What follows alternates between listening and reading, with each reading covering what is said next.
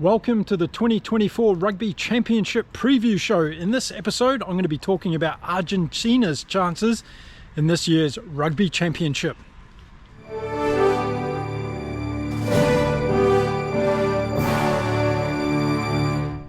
G'day everyone and welcome to Inside Rugby with Mark. My name's Mark. If you haven't been here before, I'm a retired Kiwi bloke living here in beautiful Cancun in Mexico, and I love talking about rugby.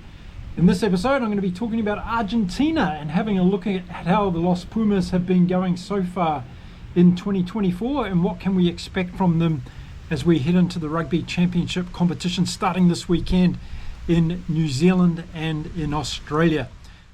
So can't wait for the Rugby Championship to kick off this weekend. We've got two games, of course, the first one being played in Australia between Australia and South Africa. That's going to be a bonanza of a game played at Suncorp Stadium in Brisbane, and we're going to have the other game coming to us from Wellington in New Zealand, and that's the second game in the first round of this year's competition between the New Zealand All Blacks and the Argentinian Los Pumas. So let's have a look at the Pumas and just see what sort of opportunities exist for them this year in the Rugby Championship. And I think it's going to be very, very interesting, and we should be very wary of Los Pumas this year, I think, in the Rugby Championship. And now, of course, this year Argentina has a new coach, and it's Filippo Contaponi, and a lot of us will remember him from his playing days, and he's taken over from Michael Cheika. So it's going to be good to see how he goes throughout this Rugby Championship as well. And the first sign we have to look into is how have Argentina been travelling so far this year? Well, they had two test matches against a young and inexperienced French side back at home in Argentina. They lost the first test in that series by 25 points to 13, but they turned it around in the second test match and they beat France by 33 points to 25. So that was a good comeback from Argentina in that second game. And then most recently, they walloped Uruguay by 79 points to 5, a win that would have given them a lot of confidence and giving them the ability to score a lot of points on that particular day. So I think it's more those French games that we can read a little bit into Argentina's form. But of course, going into the Rugby Championship, they're going to be going up a level of competition. No disrespect to either Uruguay or France or that young French team, as I said.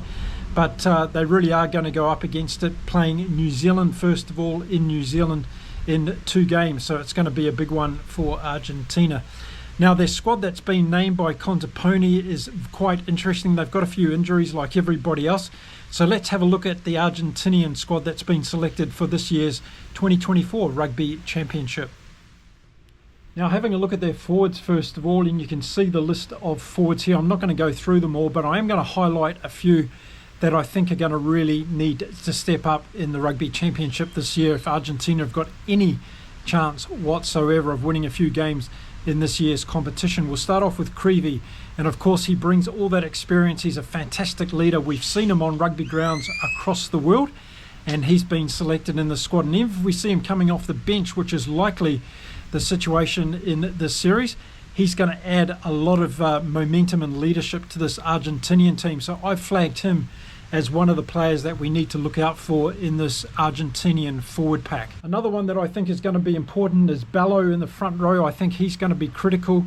Argentina forwards are going to be under pressure from all the teams in this year's competition. I think they might give Australian forwards a little bit of a run, but we'll have to see how they can match up against the Kiwis and also the South Africans. So watch for Bello. I think he's going to be another very important member of this Argentinian pack as we go through this year's Rugby Championship. Then the next four that I think we need to watch out for Argentina as far as forwards go is Crema, Lavanini, Matera and Montoya. I think this back row performance in this year's competition is going to be very, very interesting across all the teams. And Argentina's got some wonderful loose forwards if they decide to turn up on the day. And that's one of the things that I think has earmarked this Argentinian team over the last couple of years. It just depends on what team actually turns up on the day. It's going to be interesting to see whether Filippo Contaponi is going to be able to install a little bit more consistency to this Argentinian team, because without a doubt they're able to beat these top teams if they're playing their best rugby, but they need to do it on a more consistent basis.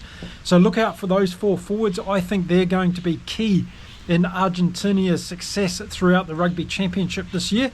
And if they're on game, they don't get injured and they don't have any discipline issues, then I think we're going to see a very strong forward performance from Argentina. Okay, let's look at the backs that have been selected for Argentina as well for the Rugby Championship this year. And looking at the backs again, just a couple of names that stick out for me that I think are going to be very, very important as the championship goes on. And the first one is Bertrano, the halfback, and of course he brings a wealth of experience to this Argentinian team. Contaponi obviously likes this guy and has given a little bit of faith for him to be back in the squad, and we'll have to see how he goes at number 9 for Argentina. So the next one we need to look out for is going to be their number 10, Santiago Carreras, and he's one of those players that, depending on what version turns up on the day, depends what you get from this Argentinian team. Now, with his kicking, both for goal and in general play, he can have some nightmares of games, but on other occasions he can set alight this Argentinian backline. And when he decides to run the ball himself, if he's feeling confident, he's got a lot of self-belief on the day, he can do some magical things as well. So I think keep our eye on Santiago Carreras throughout this year's Rugby Championship. I think he's going to be someone that could either light it up or cause some problems for Argentina. He's going to be one of the critical players in their backline. And then moving outside him, we've got Choco Barras. He's one of my favourite Argentinian backs. I think he's an outstanding player. He's got a lot of speed, but he's also very, very good in defence. So along with Cinti, I think we're going to see a good combination there for Argentina. And those are two guys that we really need to keep our eye on because they can be game breakers for Argentina. They're going to have to play very, very well across the 6 rounds of the competition this year for Argentina to have any chance at all. And then another one that sticks out for me from the Argentinian backs is Malia, of course, and he's played really, really well both in top 14 rugby but also for Argentina in the past. And he's going to have to get over and score some tries and put some points on the board for Argentina throughout the series, again, if they're going to have any chance. So looking at the backs, those are the ones that really stand out for me for Argentina. Are there some names there that stand out for you and that can make a big difference in the Rugby Championship this year? Let me know in the comments. I'd be really interested to read your thoughts around this one. So they're coming into this year's Rugby Championship basically with 2 wins and a loss so far this year, Argentina. But we've also got to put our minds back to the Rugby World Cup last year, where they played England in their final game, and they lost that game narrowly by 26 points to 23. And we just saw what Argentina can do on the day if they really turn up and they can take it to the best teams in the world. So I think their schedule this year is very, very interesting, and who knows, if they get off on the right foot in New Zealand, they could be a real danger in some ways in this year's competition. So let's have a look at their schedule right now and go through their 6 rounds on who they're going to be playing and, more importantly, where they're going to be playing those games. Okay, so looking at the Argentinian schedule for the Rugby Championship this year, and they'll kick off their campaign in New Zealand, in Wellington, against the All Blacks. And they'll have fond memories and belief that they can go to New Zealand now and they can actually beat the All Blacks at home. Is it going to be a difficult task? Yes, I think it is. Razor Robertson's got a fantastic team coming together as the All Blacks. They're still a very unfinished product, but I think they're on the right trajectory. So I think Argentina are going to find it pretty hard to win that game against New Zealand. So I think this first game for Argentina and New Zealand is going to be an absolutely vital game to their campaign in the Rugby Championship this year. And the reason I say that is because if they're able to do well in that first game against the All Blacks, it's going to give them a lot of self-belief. You know, a lot of these boys are going to New Zealand knowing that Argentina can beat New Zealand in New Zealand. That's a big monkey off their back that they don't have to deal with anymore. And it's going to give them motivation, inspiration. They're going to expect to be on the losing side as far as the fans are convinced, from New Zealand anyway. And I think that'll give them a lot of motivation going into this first game. And then in round 2, they go to Eden Park, the fortress of New Zealand rugby. And I can say that it's going to be very, very difficult for Argentina to win that game at Eden Park. Even though if they go close in Wellington, I think to be able to back it up again the next week and take on the All Blacks at Eden Park is going to be a bridge too far. So I expect the All Blacks to win both games in New Zealand, but I think if there's any hesitancy I've got, it's over that first game in Wellington. Wellington's a bit of a bogey ground for the All Blacks, and they don't really like playing there. And with Argentina turns up and puts all their belief into that game and runs the All Black close, I think we could see a really thrilling encounter on Saturday in Wellington. And then after they finished in New Zealand for round 3, 4 and 5, they travel back home to Argentina. I think this is going to be one of the pivotal areas of the competition this year, because they've got 2 games in round 3 and 4 against Australia in Argentina. And if they do well in New Zealand, and by doing well I mean either beating the All Blacks in one of those test matches or maybe coming very close and giving the All Blacks a good fight, then I think they're going to go home to Argentina with a lot of self-belief that they can take on and beat Australia back at home. So I expect them to do very well against Australia in Argentina.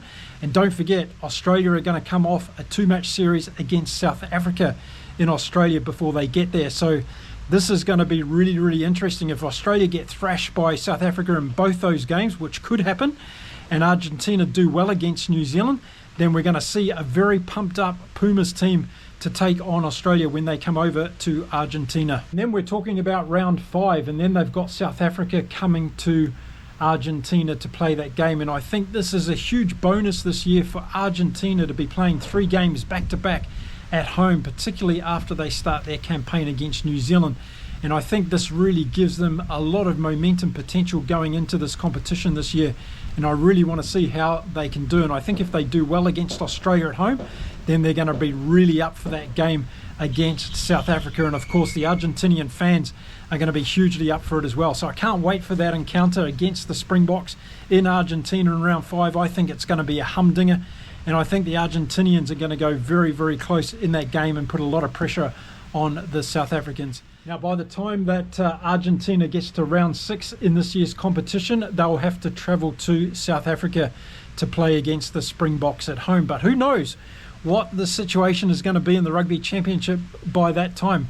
What if they did pull off a miracle win against the All Blacks in New Zealand, and then they were able to beat Australia twice at home and maybe even sneak that first game against South Africa? Could there be a hypothetical situation that Argentina have a chance of winning this year's Rugby Championship? Wouldn't that be a turn up for the books?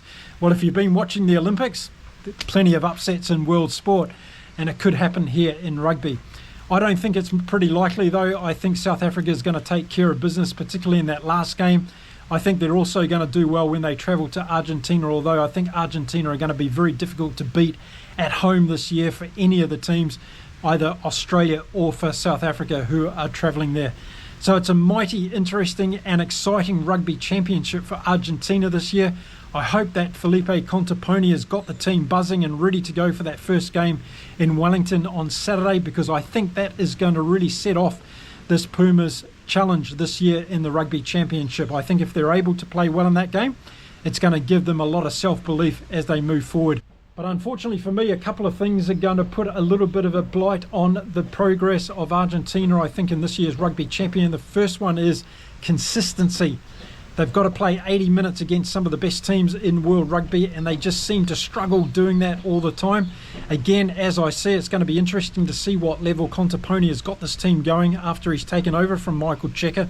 It was one of the things that Argentina were not able to do under Michael Cheika, was to show in, week in, week out against the top teams in world rugby that they could deliver. Will this year be a changing of that opportunity for Argentina? We'll have to wait and see. But I think that's going to be one of the areas that they're going to be lacking in. Another area I think they're going to struggle this year is going to be in discipline. I expect to see some yellow cards from the Argentinians as they go in there and they get very excited and they want to try and break down their opposition, particularly in the breakdowns. I think we're going to see some inconsistencies around their technical skills, and I think it's going to get them into some problems with some yellow cards. So watch out for that being another element of what Argentina is going to have to deal with throughout this year's Rugby Championship. And then the next thing I think where they're going to struggle is Argentina have to score at least 30 points to beat these top teams in world rugby. And I think they're going to struggle to do that. We saw that against the French at home. They were able to score 33 points in one game only, and it was against a young, inexperienced French side. We're talking about the All Blacks, the Wallabies and South Africa here. It's a completely different league altogether than what that young French side was. So I think the Argentinians are going to have problems putting enough points on the board to actually beat these teams, and they're not going to be able to keep these teams out from scoring tries and from scoring penalty kicks. I think they've got too many weapons and too many opportunities out wide, both South Africa, New Zealand and Australia, to score enough points against Argentina. So I think that's another area they're going to struggle in this year's Rugby Championship. So there you go, there's my views on Argentina as we get closer and closer to this year's Rugby Championship kicking off. As soon as the teams are announced, I'm going to be making preview videos on the two games, Australia versus South Africa in Brisbane, and New Zealand All Blacks against Argentina being played at Wellington this weekend. So keep an eye out for those videos coming out in the next couple of days. We'll go through the team selections for those games. We'll go through an in-depth analysis on what I think is going to happen, and I'll be able to give you a weather update as well to see what kind of conditions we're going to be facing in Brisbane and Wellington on the weekend. So there we go. If you like my content, why not hit the subscribe button? Stick around. We're growing a fantastic global community here of rugby fans across the world. I'd love you to join us if you haven't already. And if you've liked this video today, make sure you give it a thumbs up, share it if you can, and tell all your mates about the Kiwi bloke in Cancun, Mexico, who's making videos about rugby. I'd be very appreciative of that. Okay, I'll be back again really soon with some more content. Until then, stay safe, stay well everyone, keep enjoying your rugby no matter where you are across the world, and I'll see you again soon from beautiful Mexico. Until then, bye for now.